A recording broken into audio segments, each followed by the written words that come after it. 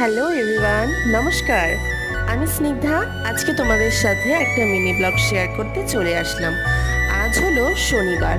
সাধারণত আমরা জানি শনি থেকে রবিবার আমাদের ছুটির দিন, কিন্তু আমি যে প্রাইভেট জব করি, আমার যে কোনো ছুটিই নেই। আমি হলাম প্রাইভেট টিউটর। তো সকালবেলায় উঠে আমি চলে গেলাম একটা পুচকিকে পড়াতে। তো আমার কিন্তু আজকে সেরকম একটা শিডিউল ছিল না হেক্টিক, বাট তাও একটু ব্যস্ততার মধ্যেই আছি।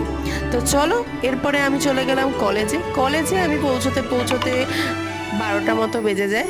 তারপরে কলেজে একটা ক্লাসই ছিল, একটা ক্লাস 2 ঘন্টা ধরে করে আমি বেরিয়ে পড়লাম বাড়িতে আসার উদ্দেশ্যে।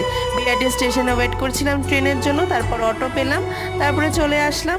আর তোমাদের যদি আমার এরকম ভিডিও ভালো লাগে, লাইক কমেন্ট শেয়ার অ্যান্ড আমার চ্যানেলটাকে সাবস্ক্রাইব করতে একদম ভুলবে না। লাইক কমেন্ট শেয়ারটা কিন্তু করে দিও। আর follow for more updates. Thank you.